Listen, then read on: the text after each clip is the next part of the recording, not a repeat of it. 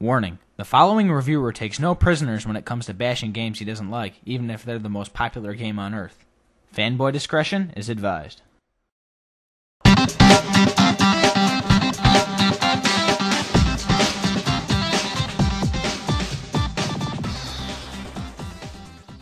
It was 2003, the heyday of the Game Boy Advance, and a little game called Mario and Luigi Superstar Saga snuck its way onto the platform. Fans of Mario RPGs rejoiced. Other than the Paper Mario series, this was the first 2D Mario RPG ever since Super Mario RPG, Legend of the Seven Stars for Super Nintendo.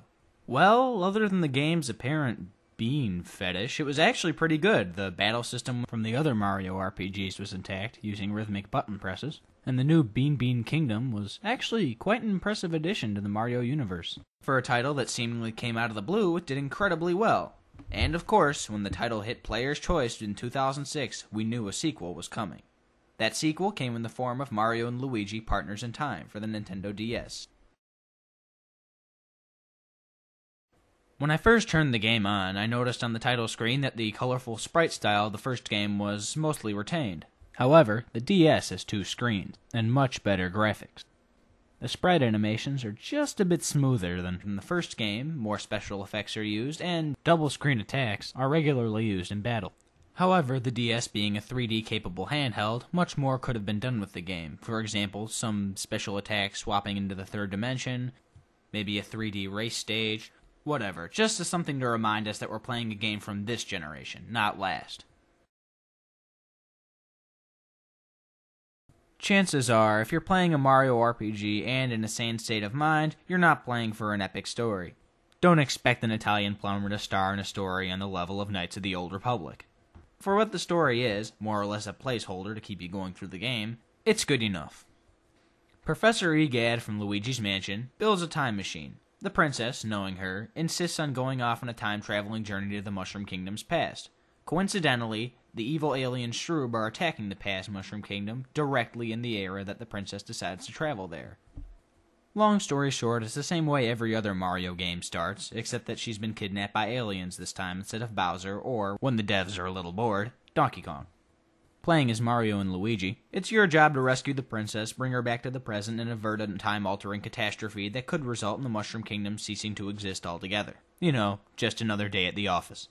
Along your time-traveling adventures, you encounter the baby versions of yourself, and, as you may have guessed, they join up with you at a point in the game, raising your party from 2 to 4. This gave more room for new attacks, new overworld puzzles, etc. to keep the game from getting stale. However, as you'll now see, the whole concept of more is better didn't necessarily apply to this game. My single issue with the story isn't the story itself, but the writing quality. While the Mario RPGs are known for their hilarious scripts, I found myself laughing out loud a lot less frequently in this game. This was a very big letdown considering how great the writing was in Superstar Saga.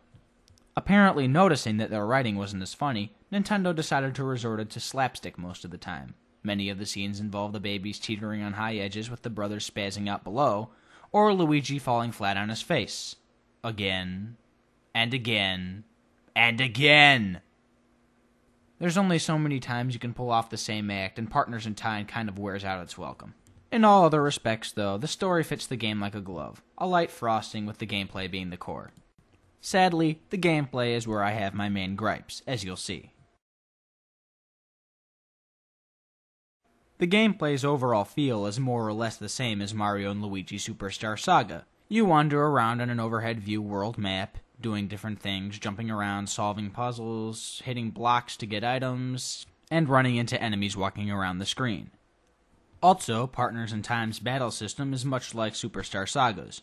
Timed or rhythmic button presses in certain situations can do more damage to enemies during attacks. However, both the overworld and the battle system have significant differences from Superstar Saga, most of which are for the better, and some of which deserve to die in a fire.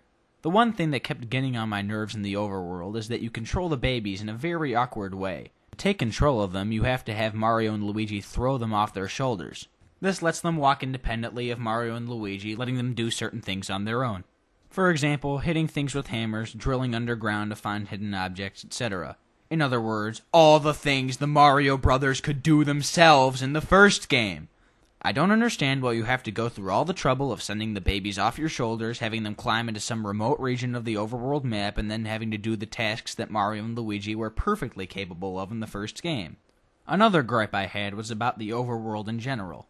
Instead of taking the one giant world map strategy that Superstar Saga did, and did rather well, they use a hub area a la Super Mario 64 to get you from destination to destination. In fact, it's the exact same hub area, Princess Peach's Castle. While I do like this shot at nostalgia, the area just feels cramped, restrictive, and too linear. I mean, in Mario 64 you had choices of which area to go to when you had enough stars.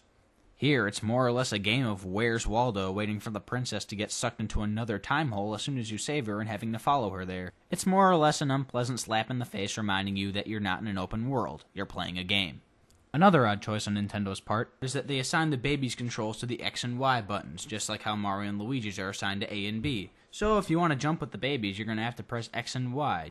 This makes sense in the overworld when you're controlling both at the same time, but in battles when you're just playing as the babies, what's the practicality of using the X and Y buttons for jumps when you're used to using A and B in the first place, and it could be done since Mario and Luigi aren't even in the battle? This makes for a steep learning curve, especially for newcomers to the series. However, not everything about the battle system has turned sour in the new iteration. In Partners in Time, you don't have to worry about BP, Bros points, anymore, because they eliminated the Bros point system altogether in favor of Bros items, which are disposable items that you can buy from a store or find in a block. Different items do different things, and the items that do more damage tend to have more complex button sequences that follow. However, some of them just get needlessly complex and the button sequence are too hectic for you to do any decent damage. Overall though, the Bros items are just a nice change of pace from the last game, and they help to streamline the battle system. The badge system is back and better than ever, and a lot of them are specialized, allowing players to customize their playstyle and making the game a slightly less rigid experience. Also, the balance issues from the first game were worked out. Mario just always seemed to be better than Luigi in battles, and this time they're more evened out. Same with the babies. They aren't really that strong in terms of physical attack strength, but whenever a bro gets KO'd, they come to back him up, making battles much less painful. However, if you're playing as the babies by themselves in the overworld, and you get stuck in a battle with more than 5 enemies, pray to God and hit the run button. You will get systematically torn apart. The rest of the items, other than Bros items, are more or less the same RPG fare. Equipping different clothes gives your characters higher defense, the longer you are into the game, the more items heal you, etc., etc. To summarize the gameplay as a whole, a lot of it's in the right direction. The first game did have its problems, and a lot of them were fixed in Partners in Time.